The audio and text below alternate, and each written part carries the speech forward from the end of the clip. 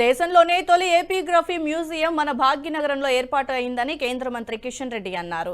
సాలార్జంగ్ మ్యూజియంలో దేశంలోనే తొలి ఏపీగ్రఫీ మ్యూజియంకి కిషన్ రెడ్డి శంకుస్థాపన చేశారు.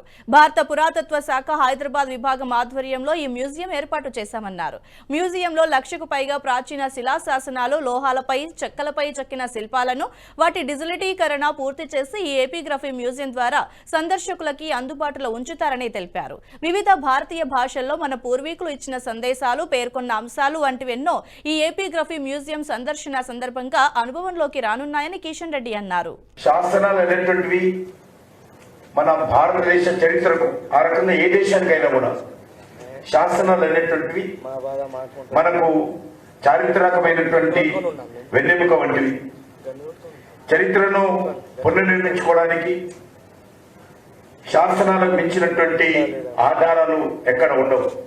ఎవరైనా సరే ఈ యొక్క జాతికి సంబంధించినటువంటి చరిత్ర కానీ, మన పూర్వీకులకు సంబంధించినటువంటి చరిత్ర కానీ, ఆయా దేశాలకు సంబంధించిన చరిత్ర కానీ పునర్నిర్మాణం చేసుకోవాలంటే, భావితరాలకు అందించాలంటే దానికి ఏకైక ఆధారాలు శాసనాలని ఈ సందర్భంగా నిస్సంకోచంగా మనం చేస్తా ఉన్నాం.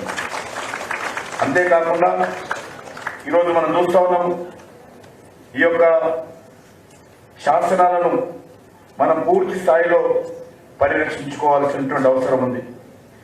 అనేక భాషల్లో ఉన్నాయి, దేవనాగరిక లిపిలో కానీ అనేక వాటన్నిటిని కూడా మనము ఈ తరం అంటే ఇప్పుడున్నటువంటి ఆధునికమైనటువంటి శాస్త్ర సాంకేతిక పరిజ్ఞానం ఏదైతే ఉన్నదో, సాఫ్ట్వేరు, డిజిటలైజేషన్ టెక్నాలజీ ఏదైతే ఉన్నదో, ఈ టెక్నాలైజేషన్కి అనుకూలంగా ఆ శాసనాలన్నింటినీ కూడా డీకోడ్ చేసి నేటి తరానికి అందించేటువంటి ప్రయత్నము చేయాలి.